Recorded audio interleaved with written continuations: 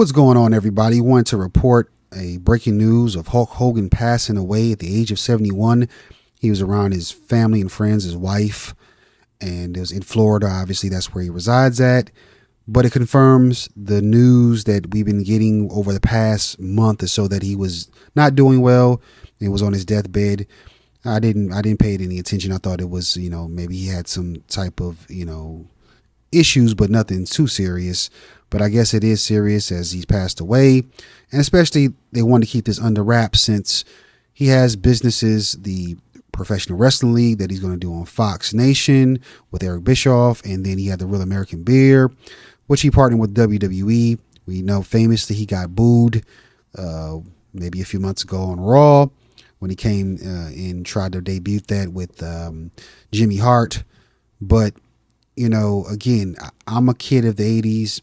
I was rather a child of the 80s and a kid of the 90s. And all of us know how big of a star Hulk Hogan really was. I don't think this generation really gets the grasp of it because of the stuff that's happened with him in the last 10 years or so. You always had rumors about issues backstage and his demeanor and character and kind of holding people back. They're calling what not Sasha, but Mercedes Moné Hogan and Becky Lynch Hogan. All that is because of his tendency to hold people back from the title. But of course, with the lawsuit that came out, it changed everything with his remarks against the black community, and he kind of doubled down on that quite a few times, and it changed my opinion on him. And a lot of people, we looked at him as a hero. If anyone was born as a Generation X and / millennial, Hogan was that guy, not only in the babyface run where he changed the industry, but also in the heel run where he also changed the industry again. He is a Hall of Famer two to three times over. And, you can't take away what he did for the business. And even though anyone that knows me knew how big of a Hogan fan I really was, I just had to, kind of push back a little bit, and because of the things that have happened again over the last 10 years that I did not like, and I wasn't feeling it.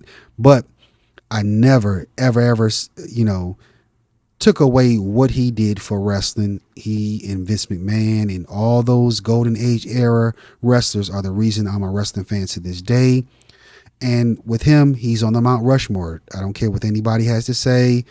There's a lot of hateful comments coming in my stuff already with just the short that I released. But Hogan is up there. There would be no way for The Rock and John Cena to do what they're doing without Hogan, without, of course, we also had Jesse Ventura and Roddy Piper and other people, but it was Hogan being the megastar to push the industry forward in Hollywood. And of course, just being a megastar himself, it changed everything in the business. He was big all across America, all across the world. And you can't take away what he did for the business in a babyface run and in the heel run. He's one of the greatest to ever do it, despite what you might feel about him. And, sad to hear someone losing their life.